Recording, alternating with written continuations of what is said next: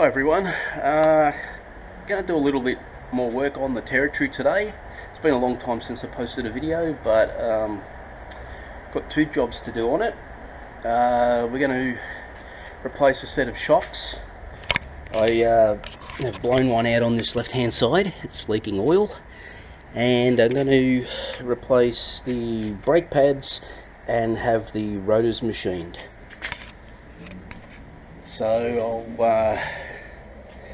I'll try and get all that done today. Just be safe if you're going to do it yourself. Make sure you got a jack stand in place, and you've got your wheel chocks in place, because you will need to leave the handbrake off in order to put the brake pads in. And yeah, so I'll make a start and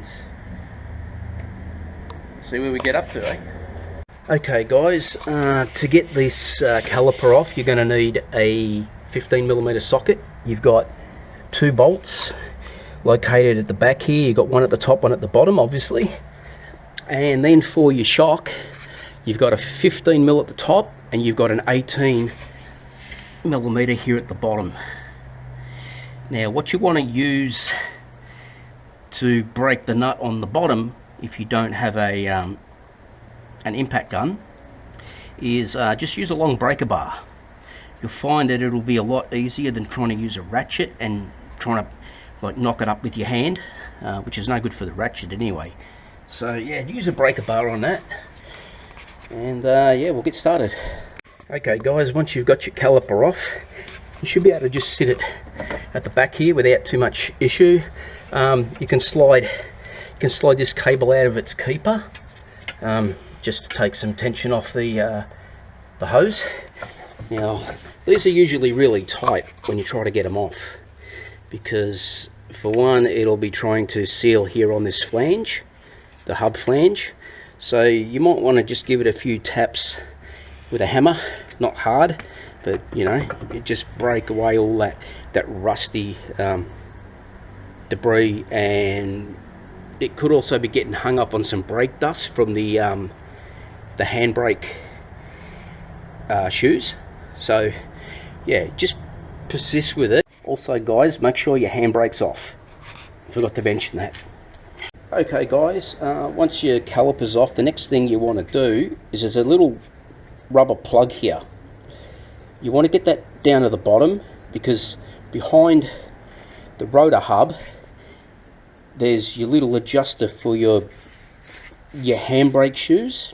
And what you want to do is, once you get this plug out, so best way to do it, I guess, is probably with, whoops, sorry about the camera work there, probably some long nose pliers. You pull the plug out like that, and then if you've got a brake adjuster tool, that's the ideal thing to use. If not, a small screwdriver that will fit inside the hole like that.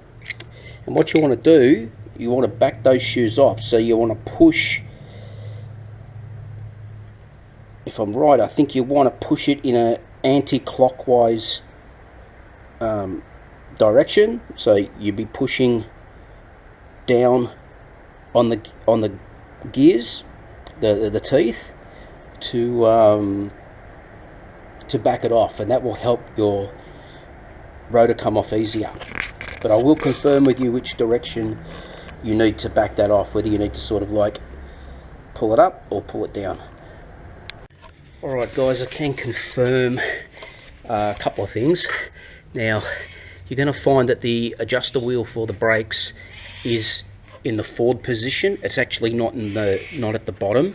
Now I've been able to wiggle the rotor off just a little bit, so I've got this pick tool and I've inserted it into the hole, and I'm going to look between the backing plate and the rotor, and looks like I'm pretty much in line with those. I'm not sure if you can see it, it's pretty dark under here, but it looks like that pick tool is pretty much in the right spot. So they say it depends which side you're working on as to whether it's counterclockwise or anti-clockwise. So I'm guessing that it's going to be anti-clockwise for this one, but don't quote me at this stage. I will let you know. Okay guys, I'm actually working it down, so that would be in an anti-clockwise direction. As you can see, it's starting to come away more from the center of the hub, so I'm going to continue with that, and hopefully I am going in the right direction. Okay guys, I can confirm that the driver's side, you need to go in an anti-clockwise direction. One thing I found is that when I was able to wiggle the rotor out a little bit, it created enough of a gap at the back here where I could get the screwdriver onto the teeth. Oh, there we go. I'm all cockeyed at the moment. I can't see what I'm doing with the sun coming in, but I was able to get that on there and just tap it with the hammer, because these will be tight. You know, if you've only ever changed your rear pads a few times in the car's history, and they've never been greased properly or had anti-seize put on them, they will be a dog to try and turn. So yep, definitely anti-clockwise, and it came off. You can see all the brake dust in there, so that hangs them up too. So just take your time, and that when that gap gets created at the back, that's probably going to be your best position to attack this little geared wheel here. So according to the information I have, they say it depends on which side you're doing. So I'm guessing obviously if this is anti-clockwise this side, it's going to be clockwise on the passenger side. Okay guys, there's a good look at the adjuster wheel. So what I'm going to do, seeing I'm doing this over a 2-day period, I know most of you will do it in 1 day, but I'm just going to spray this with a bit of degreaser.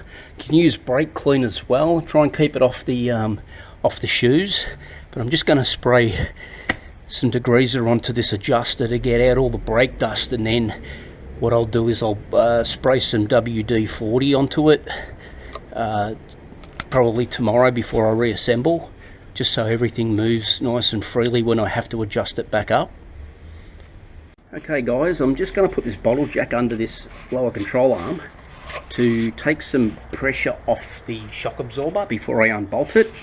So I've found, sorry about the camera work again, I haven't done this for a while. So what I found in the past is when I put it under here,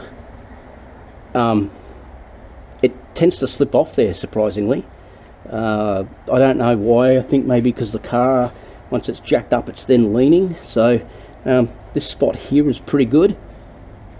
So you don't want to jack it up too much. You don't really need to, but you know, just to take the pressure off your shock, because your new shock, as soon as you cut the strap on it, it will want to fully extend. So so yeah, just take a little bit of tension off it. Okay, so we're going to need the 15mm socket for here. It's going to be tight as hell, so yeah, a bit of force will need to go into it, and it'll be the 18mm for the bottom bolt. So use your breaker bar on the bottom one. Up here you don't have much choice because your wheel well is pretty small, but you should be able to get it undone. Okay guys, with this one you'll need to give it a bit of a wiggle to get it out.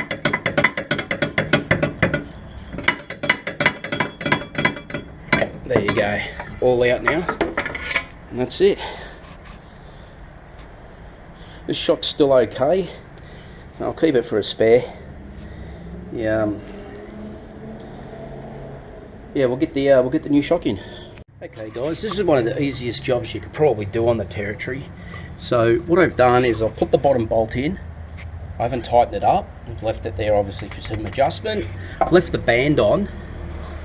So what I'm going to do now is I'm going to cut the band. I'm going to have the bolt in my right hand. I'm going to cut the band, keep my hand on the shock, and slowly raise it up until it comes in line with the hole up here.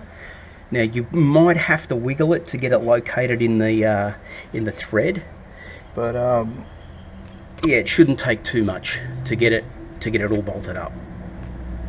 Okay, so as you can see, the bolt is in. I just let that slowly rise up. I was really quick with the bolt. I pushed it straight in and turned it straight away, because I think if you let it, if you're slow and you let the shock creep up too much, what will happen is the bolt will pull up on an angle, and then you won't be in line with your captive nut on the other side. Okay guys, I got the rotors back late yesterday afternoon, so so much to explain with the rotor. You know, you should have already have backed off your tensioner for your handbrake, so your rotor should slip straight on. And before I fitted the brake caliper, I just re-tensioned that to the point where it wouldn't freely slide off anymore. So I'm guessing that's about the right amount of tension. Handbrake's still off, by the way, so if you put the handbrake on, it'll spread the shoes and should lock up alright. Okay guys, you're going to need to push the piston back in on the caliper, so you're going to need to get or have one of these piston pusher tools. I think you pick them up for about $20 or $22 from Super Cheap Auto. Actually, I think they come with a 2-year warranty as well, which is alright, because the threads do sometimes tend to strip out, and this one's a replacement for my last one. Yeah, but if you can make one yourself with a bigger thread, it'd be awesome.